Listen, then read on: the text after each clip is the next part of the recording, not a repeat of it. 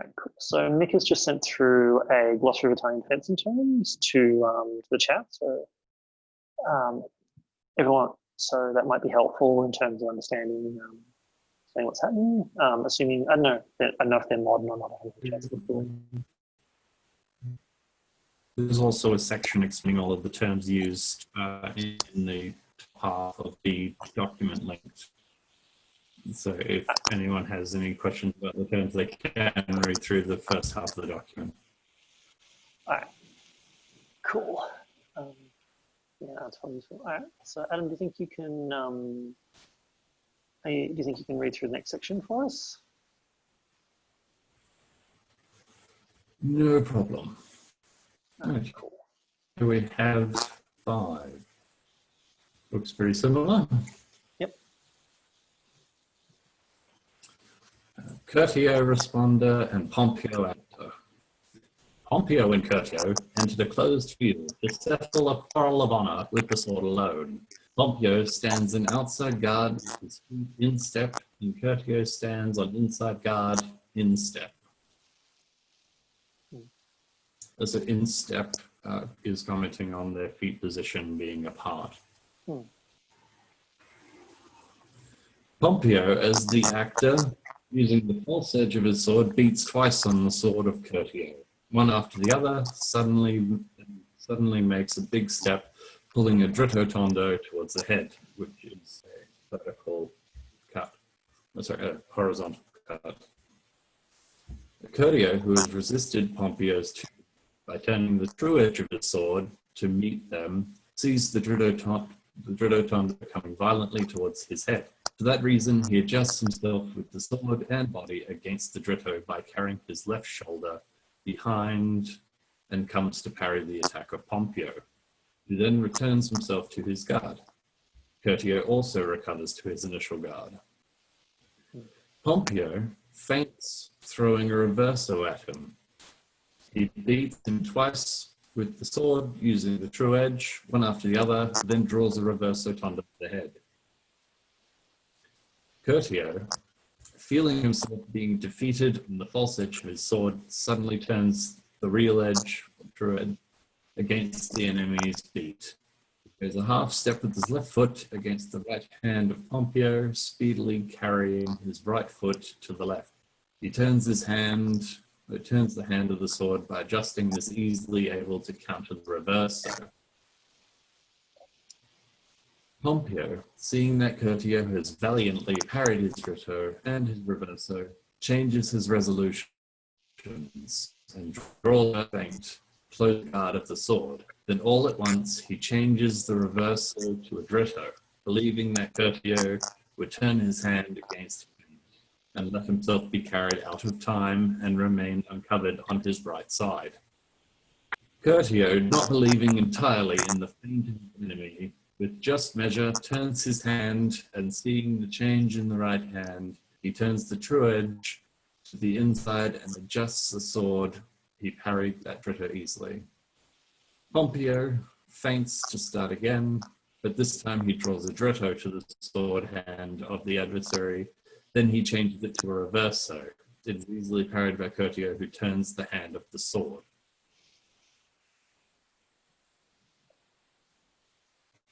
Right, cool. So there we have essentially the two main feints, the double beat and the change of cuts. Double beat. The double beat being quite cool. I guess it's that's the two ways of feinting as well, where you have unpredictable timing. So rather than just beat and attack like someone would expect, you beat and then beat again and attack. And I don't know if this appears later in the manual, but potentially you could have situations where you just consistently, like you beat a number of times so that your opponent has no idea when your attack is coming, which may or may not be something I occasionally do. Just fencing, just constantly it is actually a thing. It's a thing, I think, not just fencing, but a lot of different a lot of different martial arts, you do want to kind of harass your opponent a bit. And in this particular system, the way to do that is with beats. You just constantly, you just beat them a bit to keep them on their toes, or so they don't know what is just you messing with them and what is you attacking them. And then the other being, and then sort of the other method being a very typical sort of, I'm coming at you this way, oh, no, I'm coming at you that way kind of things. What I find probably the other point with the beats is that it's possible to beat them and then beat them further, and then your sword is between their sword and their head if you've beaten them far enough, and that would line up perfectly with the cut to the face. Just really, which also seems to go back to a lot of the things that defense is done by keeping your hand in the center, and then attack is done by by first forcing the opponent's hand out of the center. So just got a comment from Mosh. So I'm going to stop to try and read out comments, just so that people can use the chat. But Mosh says, you can really tell these movements so far seem to be that of people who kind of know what they're doing. Not great fences, but capable people who kind of learn a few things from someone. This reminds me a lot of very confident beginners.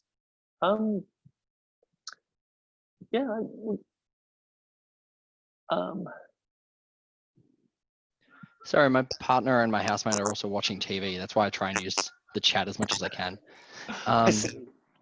Yeah, especially like that double beat, that kind of like, can I beat this guy? Boom. Oh, sick, go, boom, boom. It's just like, it reminds me of like really like beginners who are not too worried about the sword per se, but there's also like how the guards are very, my point is at you, friend. You must deal with this. And it's like, it's using a bit more base. It seems to be using just a bit more base thought, which is really neat to see compared to like super, super technical. That's just what I've noticed so far. And like, especially with these opening sentences of like, this is the common fences and how they commonly fence, which is, it's really seeing that.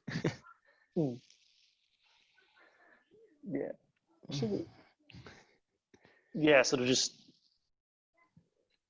less sort of, it does seem a lot less formulaic.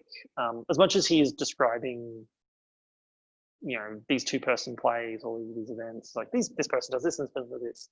It does seem to be like the actual what they're doing seems to be much less, this technique, this counter, than a lot of certainly medieval systems, and even like Renaissance systems I've seen. I don't know if there's something there. He does mention in his discussion near the end that all of his plays are designed to teach you in order the techniques that you should know. So he kind of goes over a lot of the basics first, and so don't kind of look at, well, from my opinion, it's not looking at these going, oh, these two guys went out to fight and he's kind of looked at them. He's just displaying the basic techniques through a theoretical fight between these two players. Yeah, it's really similar to the way like a lot of like classical philosophy was taught by these fake dialogues, I guess.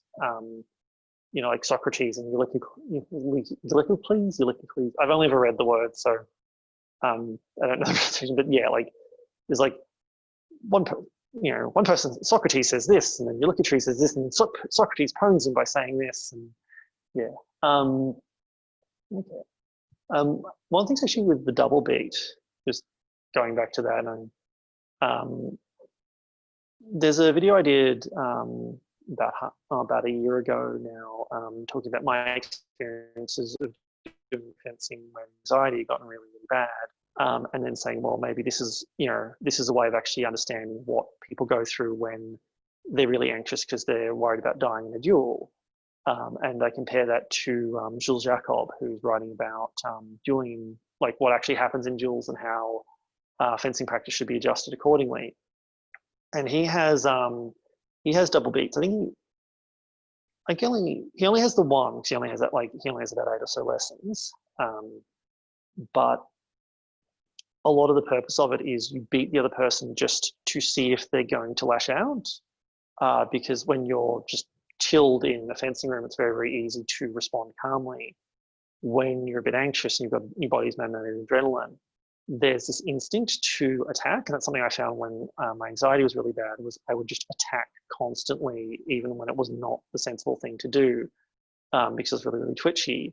But one of the things that the beat, like a double beat particularly does, is you, like, not just the action of it, but also the fact your sword's being moved and you're being rattled a bit. If you're going to lash out, it prompts you to lash out. It's a way of sort of testing out your opponent as well. Yeah, not that's necessarily what's specifically being described here, but that is definitely for these kinds of techniques, particularly if you're fighting a duel.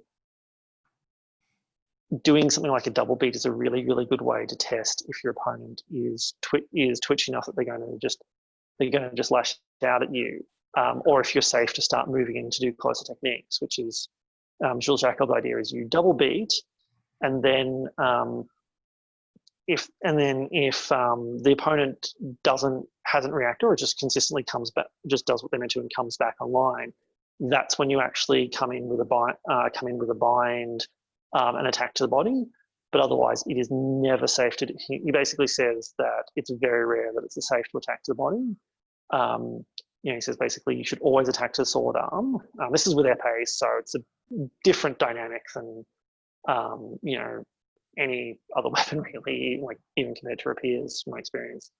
But you've got, you need to know if your opponent's going to just lash out at you, or if they're going to try and actually defend, and or if they're going to try and parry and riposte. And he says, like, until you know that they're not going to just try and thrust you regardless of what you do, you only, you play to the hand, you basically try and stab them in the hand, unless they come barreling in at you, in which case you do a strop thrust to the face. So I wonder if that's kind of a similar sort of thing here, a similar application. It doesn't talk about the timing of the beat. Like, is it 1-1-2 or 1-1-2 or 1-1 and then 2? Like, it doesn't refer to the timing, because what Adam said the first time, then from what Mosh demonstrated the first time, there's 2 different timings there. So with the first beat, draw a response, and then just do it again, and then just go straight to the attack. Just a thought. Yeah. It's a bit of interpretation. I suppose there's different ways you could use a double beat, because I personally would do beat and then beat the sword again to get it as far offline as you can, so then you can cut them in the face. Other people might beat, see what they do, and then try and beat, or I suppose it depends. Exactly what I mean. Interpretation of the timing. There's 3 strikes. So what's the timing of the 3 strikes? He just doesn't talk about it, so it's up to interpretation. Or possibly it's just not consistent. I mean, when I was doing boxing, one of the things my coach said is that the only consistent timing you should have when you're throwing a combination is to make it inconsistent.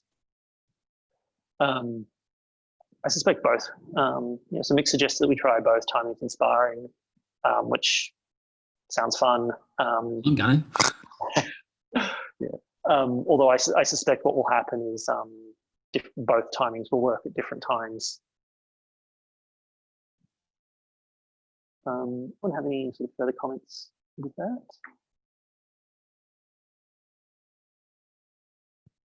All right, so if there's nothing further on that section, we might just pause recording and then we'll move on.